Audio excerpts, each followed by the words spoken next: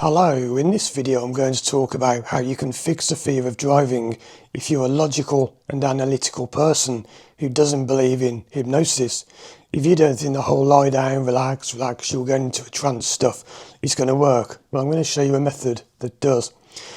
I made another video about this topic recently where I spoke about how if you're logical and analytical, the best thing to do is to use that to your advantage instead of fighting against it and trying to suppress it and be more emotional when that's just not the way you are.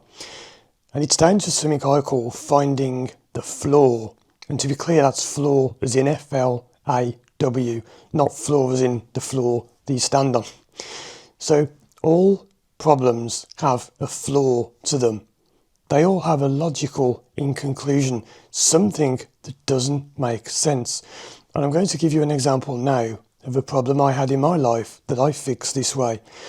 Without going too much off topic, I had this thing where I've always liked being alone. As I've said in other videos, I've always been single, I live alone, I like working alone. I've just always had this thing where I like being alone. But when I did therapy, I found that the times in my life when I was happiest was when I was with people, which doesn't make sense, does it? Because I like being on my own. So how come the best and happiest times in my life were when I'm with people? It doesn't make any sense. And it gets you thinking, and this is how you can overcome your fear of driving. I can promise you that there are at least two things in your mind that are contradicting themselves or each other. And an obvious one is that you want to drive, but you're scared to drive. Now that one won't fix your problem because it's too obvious to think, well, yeah, I know I want to drive, but I can't drive.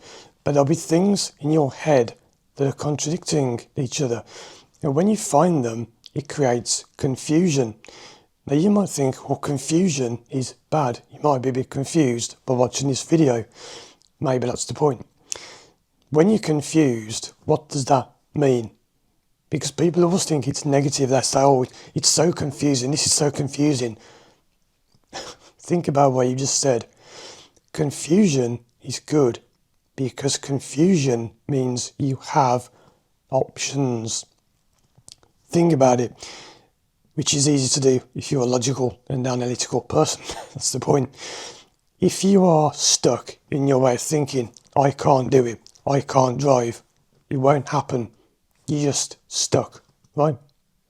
Well, if you're confused, you're not stuck because you're thinking, well, hold on, what about that? And what about that? And what about this? And what about this? Don't make the classic mistake of confusing confusion for options. You've got options available. If you're confused, you can choose to do that or that. It also means you're not sure what's going on. Well, that's what you want, right? You don't want to be sure of your anxiety. You don't want to have driving anxiety. So when you're confused, it's got options available in your head. You can think, well, I'll do this, I'll do that. So the whole point is, by finding these two things in your mind that are contradicting each other, it creates a kind of glitch in your mind. And if you're a logical person, you probably think you can explain everything logically and analytically. You think, well, it's because of this, and it makes sense because of this. And I know because that's how I am. And when someone comes along who pokes a hole in your theory and you find a flaw like the one I mentioned, I love being on my own, but I'm happiest when I'm with people. It makes you think, what?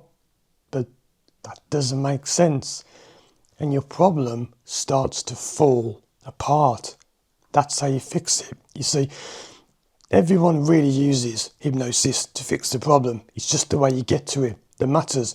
Some people like to lie down and relax and go deeper. That's how they access their subconscious. But if you're like me, that stuff just makes you laugh and you think it's stupid.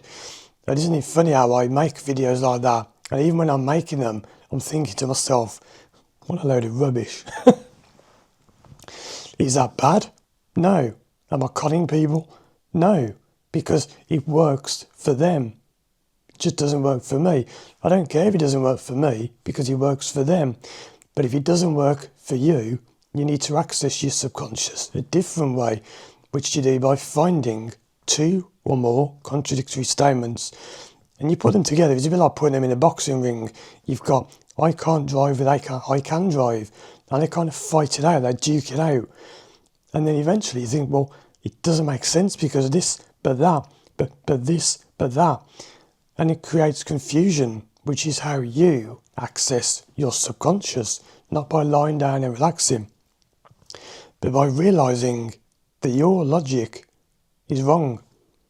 Because for people like me, like you, if you're like this, nothing is more confusing than when you realise that your logic that you've believed for years is wrong. It has a flaw. And you start thinking, oh, I never thought of that.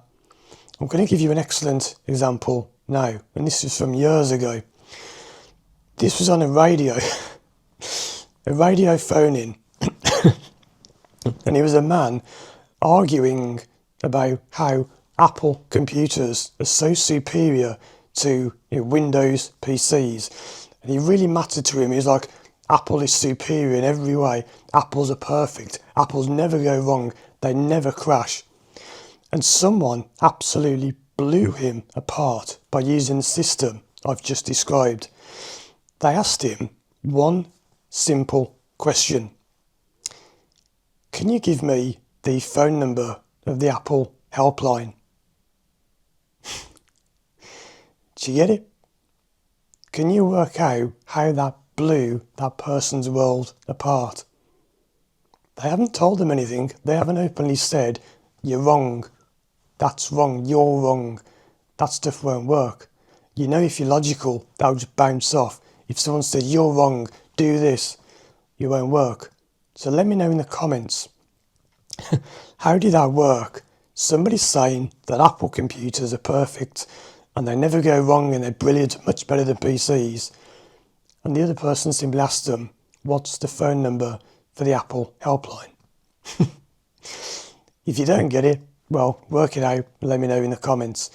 Check out these other videos of mine on screen now for more help overcoming your fear or phobia, whether you're not, you're analytical and logical. Check out my online courses in the description. Thanks for watching, and as always, I'll see you again soon for more videos.